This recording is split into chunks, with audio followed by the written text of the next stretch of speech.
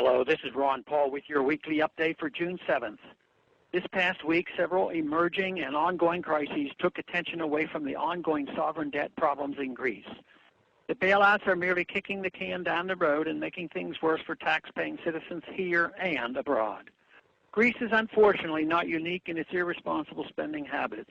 Greek-style debt explosions are quickly spreading to other nations one by one, and yes, the United States is one of the dominoes on down the line.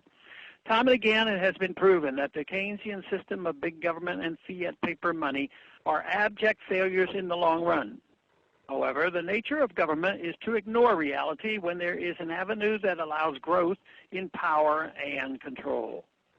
Thus, most politicians and economists will ignore the long-term damage of Keynesianism in the early stage of a bubble when there is the illusion of prosperity, suggesting that the basic laws of economics had been repealed. In fact, one way to tell if a bubble is about to burst is if economists start talking about how the government and the central bank have repealed the business cycle. The truth is, the laws of economics are constant and real, no matter how inconvenient they might be to politicians and bankers. This reality is setting in and the bills are coming due. In the meantime, countries that have no money have bailed out other countries that have no money, except for the phony money created by politicians, bureaucrats, and their partners in crime at the central banks. This may be preventing big, well-connected banks from having to take on massive debt, but it is all at the expense of the tax-paying citizen. As government and central banks continue the cycle of spending and inflating, the purchasing power of their currencies is constantly being degraded. These currencies are what the people are working for and saving. This inflation guts the savings and earnings of the people who have very limited options for protecting themselves against these ravages.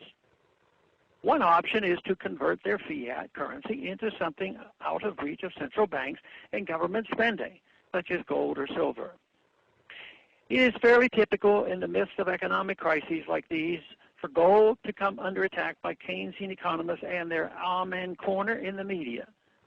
The arguments against gold are usually straw men based on a fundamental misunderstanding of the purpose of buying gold. Gold is not a typical investment. It is a defense against the predictable behavior of governments to debase a fiat currency under its absolute control.